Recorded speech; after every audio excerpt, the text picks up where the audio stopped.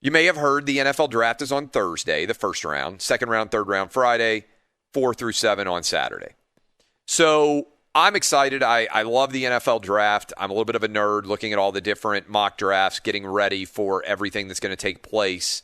And this week, on Monday, Tuesday, and Wednesday, we are going to close out the show. I'm going to do a top 10 every day as news continues to trickle out, as you know it will, and as the drama builds and as the positive and the negative stories come out. Monday, Tuesday, Wednesday, to close the show, like I'm about to do now, I'm going to give you my top 10. I will adjust accordingly as news stories change. Maybe I will, maybe I won't. We'll see. And then on Thursday, in this same final hour, we will open up the phone lines and allow everybody out there to make the OutKick draft. So we allow you to make the 32 picks. We will run through quickly. We will get all 32 first-round picks in, and then we will make that the official OutKick mock draft, listener mock draft for OutKick. We've done that 5 or 6 different years now in a row, basically as long as I have been here.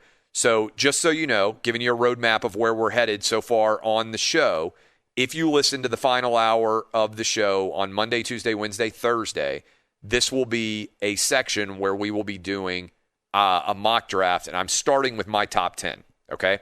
Monday edition of the OutKick top 10, okay?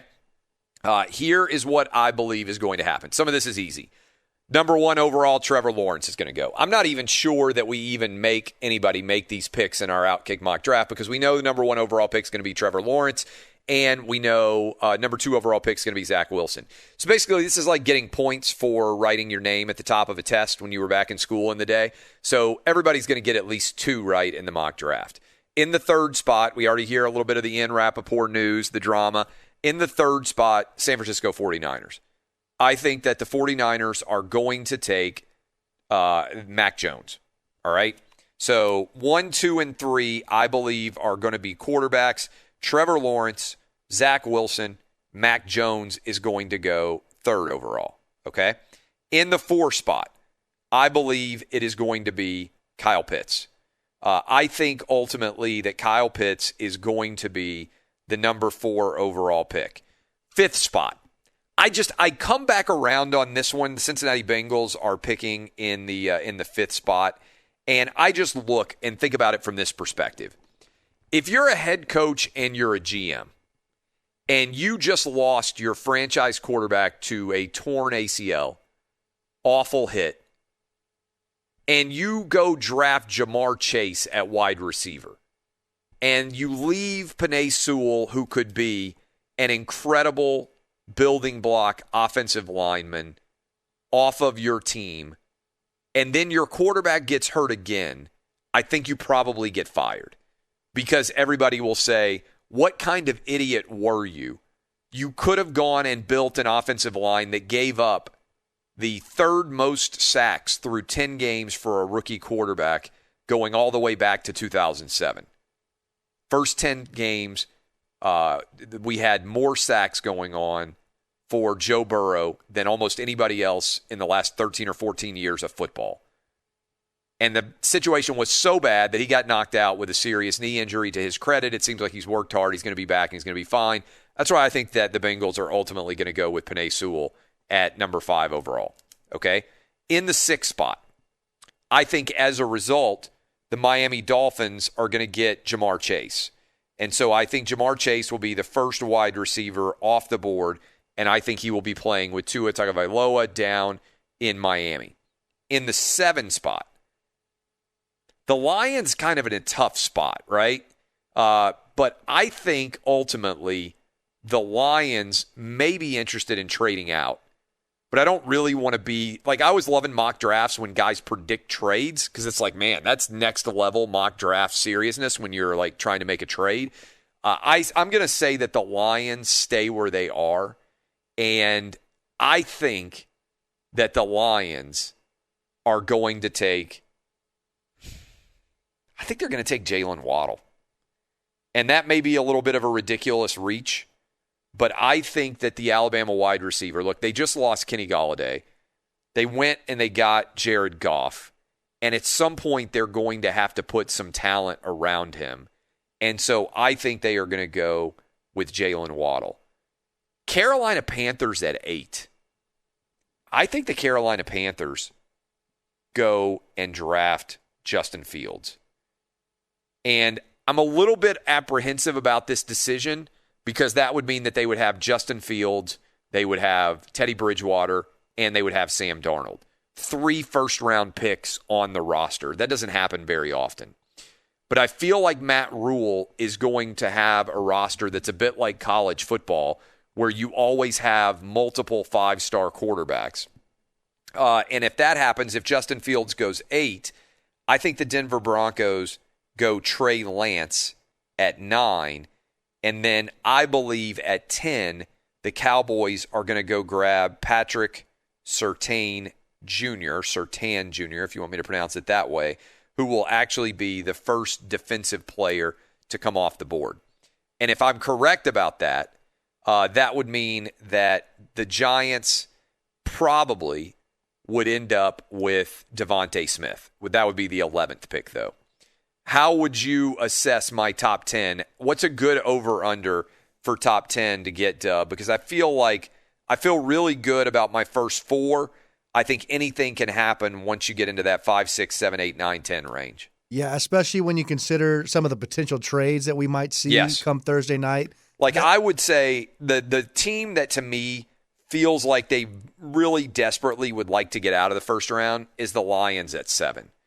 I think if this breaks like I'm expecting it to break, then I think that around 7 is where a team might try to make a move up to get to the Lions. Because I really do think that either the Bengals are going to go with Penei Sewell or Jamar Chase.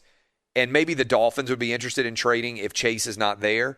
But I feel like Kyle Pitts is 4. And we were talking about this a little bit earlier. To me, there isn't that need to rush up to 4 and give up all that draft capital in order to get Justin Fields or Trey Lance. Because I don't think there's any way the Bengals or the Falcons are going to go quarterback, and I certainly don't think the Dolphins are either. So there's no need to get to 4, 5, or 6. To me, the first place you would maybe have to move up to, and I'm not sure the Lions would have any interest in quarterback or not, but I think the earliest you could have to need to trade up to get one of those 2 guys if Mac Jones goes 3 is 7. Does that make sense? Yeah, I totally agree. And there's one team that I'm really curious to see if they move up. Is the Patriots. Yeah, and I think you've mentioned that because, it'd be totally out of character for Bill Belichick to trade up early into the first round, get a quarterback. And if it's a guy, let's say, like Trey Lance, they've already got Cam Newton signed and ready to go for the year. If you had to handpick one quarterback to kind of mold Trey Lance, I feel like Cam would kind of be the perfect guy. They both have incredible size. They're both great athletes, and I feel like Cam would be kind of a great ideal mentor type guy for a guy like Trey Lance. That's an interesting idea. Are you as much of a draft nerd as I am, Dub? Oh, I love it. I absolutely love it. It really is like football Christmas. Nerd heaven. Yeah. For sure. And it's also like Christmas morning. Whoever your team is, it's so exciting to think about who they might draft. And when you get to – I love the clock. Like in the corner of the screen, like watching it tick down, and you're sitting there and you're thinking about all the different directions they could potentially go. And I got to give the NFL credit. I think the idea of having a Thursday, Friday, Saturday, but in particular the first round on a Thursday standing alone, it's just exhilaratingly awesome. All right, so that is my OutKick top 10 that we will do every single final segment Monday, Tuesday, Wednesday, and then you guys are going to help us draft the first round OutKick tradition on Thursday in the final hour of the program, and then we'll break down how you guys do relative to other mock drafters as well there. We've had a loaded show. Appreciate all of you hanging out with us. Albert Breer, how great was he in hour 2? If you didn't listen and you like the NFL draft, that's as good of a conversation about the NFL draft as I think you will find anywhere. Todd Furman was fantastic as well, just hanging out with us earlier in this hour. Encourage you to go give us 5 stars. Danny G is going to review all those 5-star reviews. And if you give us 5 stars and he reads your review, boom, you get the 5-star t-shirt, which is not available, I don't think, for sale. It is a limited edition. You can only get it by giving us a 5-star review, entertaining him in some way. And we also would encourage you to go get your bets in, FanDuel.com/Clay, for all of these NFL draft-related wagers. And you took one that I suggested to grab, Dub, and it's looking good for you right now. Yeah, we'll see. Thursday night, I will definitely be interested in to see what the Atlanta Falcons do at number 4. Yeah, there's no doubt. FanDuel.com/Clay. I think Kyle Pitts is going to be the pick at 4. And if he is, hopefully if you guys listen to us, you'll make a little bit of money. All right, we'll come back tomorrow. Same bat time, same bat channel. By the way, some guy was out there, I think in one of the reviews, he said, why do you say same bad time, same bad channel? No. Old school. This is old school. Have you ever watched the old school Batman show? The one where they'd write like Zoink, Pow, like on the screen, 1960s, I think it was the Batman show. Got popular again in like the 1980s when they came out with the Tim Burton Batman. They used to always say same bat time, B-A-T. Same bat time, same bat channel. That's us. We'll be back here, 6 a.m. Eastern, 3 a.m. Pacific on the Tuesday edition of your program. This has been OutKick on Fox Sports Radio.